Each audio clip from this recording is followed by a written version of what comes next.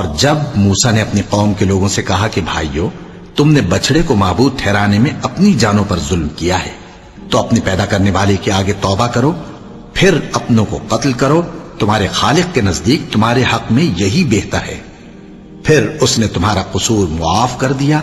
وہ بے شک بڑا معاف کرنے والا ہے، بڑا مہربان ہے۔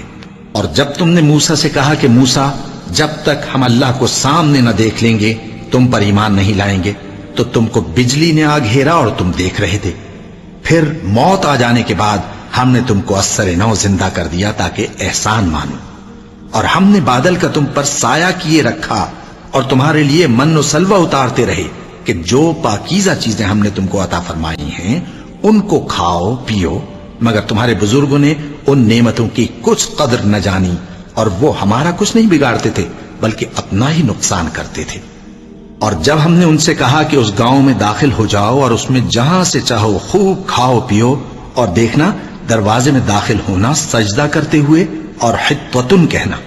ہم تمہارے گناہ معاف کر دیں گے اور نیکی کرنے والوں کو اور زیادہ دیں گے، تو جو ظالم تھے انہوں نے اس لفظ کو جس کا ان کو حکم دیا تھا بدل کر اس کی جگہ اور لفظ کہنا شروع کیا، پس ہم نے ان ظالموں پر آسمان سے عذاب نازل کیا کیونکہ نافرمانیاں کیے جاتے تھے۔ اور جب موسیٰ نے اپنی قوم کے لیے ہم سے پانی مانگا تو ہم نے کہا کہ اپنی لاٹھی پتھر پر مارو، انہوں نے لاٹھی ماری تو اس میں سے 12 چشمے پھوٹ نکلے، اور تمام لوگوں نے اپنا اپنا گھاٹ معلوم کر کے پانی پی لیا۔ ہم نے حکم دیا کہ اللہ کی عطا فرمائی ہوئی روزی کھاؤ اور پیو، اور زمین میں فساد نہ کرتے پھرنا۔ اور جب تم نے کہا کہ موسیٰ،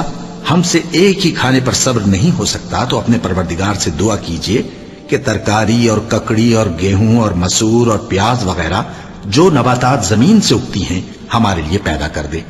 انہوں نے کہا کہ عمدہ چیزیں چھوڑ کر ان کے بدلے ناقص چیزیں کیوں چاہتے ہو؟ اگر یہی چیزیں مطلوب ہیں تو کسی شہر میں جا اترو، وہاں جو مانگتے ہو مل جائے گا۔ اور آخر کار ذلت و رسوائی اور محتاجی و بے نوائی ان سے چمٹا دی گئی، اور وہ اللہ کے غضب میں گرفتار ہو گئے، یہ اس لیے کہ وہ اللہ کی آیتوں سے انکار کرتے تھے اور اس کے نبیوں کو ناحق قتل کر دیتے تھے، یعنی اس لیے کہ نافرمانی کیے جاتے اور حد سے بڑھے جاتے تھے۔ جو لوگ مسلمان ہیں یا یہودی یا عیسائی یا ستارہ پرست، یعنی کوئی شخص کسی قوم و مذہب کا ہو، جو اللہ اور روز قیامت پر ایمان لائے گا اور عمل نیک کرے گا، تو ایسے لوگوں کو ان کے اعمال کا صلہ اللہ کے ہاں ملے گا، اور قیامت کے دن ان کو نہ کسی طرح کا خوف ہوگا اور نہ وہ غمناک ہوں گے۔ اور جب ہم نے تم سے عہد کر لیا اور کوہ طور کو تم پر اٹھا کھڑا کیا اور حکم دیا کہ جو کتاب ہم نے تم کو دی ہے اس کو زور سے پکڑے رہو، اور جو اس میں لکھا ہے اسے یاد رکھو تاکہ عذاب سے محفوظ رہو، پھر تم اس کے بعد عہد سے پھر گئے، سو اگر تم پر اللہ کا فضل اور اس کی مہربانی نہ ہوتی تو تم خسارے میں پڑ گئے ہوتے۔ اور تم ان لوگوں کو خوب جانتے ہو جو تم میں سے ہفتے کے دن مچھلی کا شکار کرنے میں حد سے تجاوز کر گئے تھے، تو ہم نے ان سے کہا کہ ذلیل و خوار بندر ہو جاؤ، اور اس قصے کو اس وقت کے لوگوں کے لیے اور جو ان کے بعد آنے والے تھے عبرت اور پرہیزگاروں کے لیے نصیحت بنا دیا۔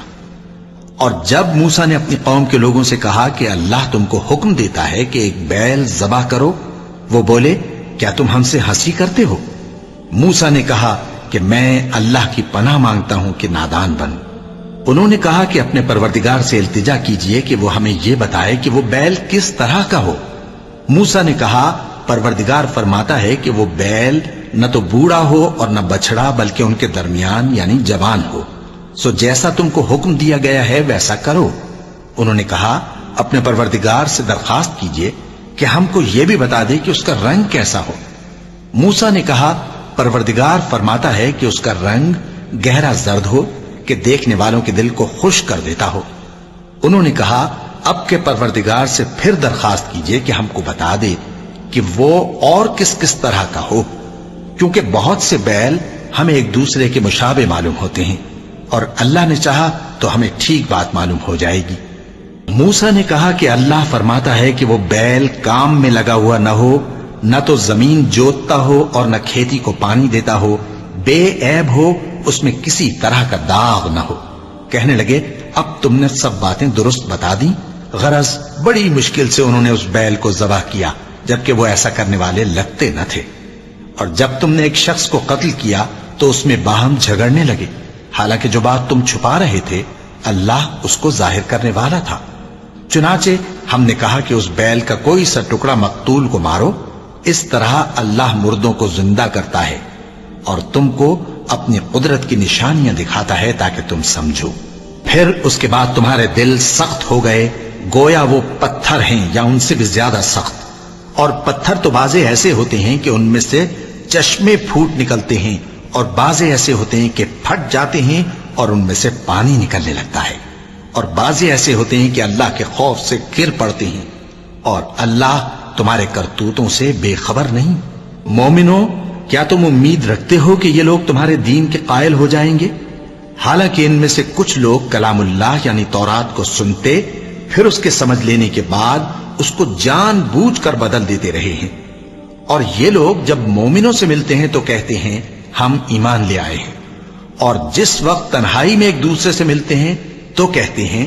جو بات اللہ نے تم پر ظاہر فرمائی ہے وہ تم ان کو اس لیے بتائے دیتے ہو کہ قیامت کے دن اسی کے حوالے سے تمہارے پروردگار کے سامنے تم کو الزام دیں۔ کیا تم سمجھتے نہیں؟ کیا یہ لوگ یہ نہیں جانتے کہ جو کچھ یہ چھپاتے اور جو کچھ ظاہر کرتے ہیں اللہ کو سب معلوم ہے؟ اور بعض ان میں ان پڑھ ہیں کہ اپنی آرزوؤں کے سوا اللہ کی کتاب سے واقف ہی نہیں، اور وہ صرف اٹکل سے کام لیتے ہیں۔ سو ان لوگوں پر افسوس ہے جو اپنے ہاتھ سے کتاب لکھتے ہیں اور کہتے یہ ہیں کہ یہ اللہ کے پاس سے آئی ہے، تاکہ اس کے عوض تھوڑی سی قیمت یعنی دنیاوی منفعت حاصل کریں۔ سو ان پر افسوس ہے اس لیے کہ بے اصل باتیں اپنے ہاتھ سے لکھتے ہیں، اور پھر ان پر افسوس ہے اس لیے کہ ایسے کام کرتے ہیں،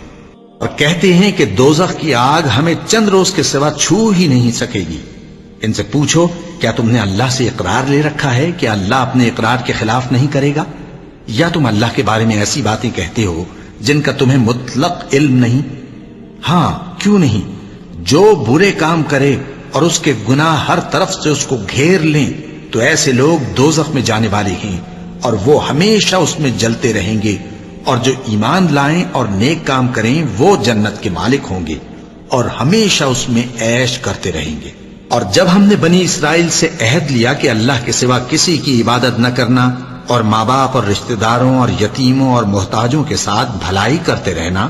اور لوگوں سے اچھی باتیں کہنا، اور نماز پڑھتے اور زکوٰۃ دیتے رہنا، تو چند آدمیوں کے سوا تم سب اس عہد سے منہ پھیر کر پلٹ گئے۔ اور جب ہم نے تم سے عہد لیا کہ آپس میں کچھ تو خون نہ کرنا اور اپنوں کو ان کے وطن سے نہ نکالنا، تو تم نے اقرار کر لیا اور تم اس بات کو مانتے بھی ہو۔ پھر تم وہی ہو کہ اپنوں کو قتل بھی کر دیتے ہو، اور اپنے میں سے بعض لوگوں پر گناہ اور ظلم سے چڑھائی کر کے انہیں وطن سے نکال بھی دیتے ہو، اور اگر وہ تمہارے پاس قید ہو کر آئیں تو بدلہ دے کر ان کو چھڑا بھی لیتے ہو، حالانکہ ان کا نکال دینا ہی تم پر حرام تھا۔ یہ کیا بات ہے کہ تم کتاب اللہ کے بعض احکام کو تو مانتے ہو اور بعض سے انکار کیے دیتے ہو؟ تو جو تم میں سے ایسی حرکت کریں ان کی سزا اس کے سوا اور کیا ہو سکتی ہے کہ دنیا کی زندگی میں تو رسوائی ہو اور قیامت کے دن سخت سے سخت عذاب میں ڈال دیے جائیں، اور جو کام تم کرتے ہو اللہ ان سے غافل نہیں۔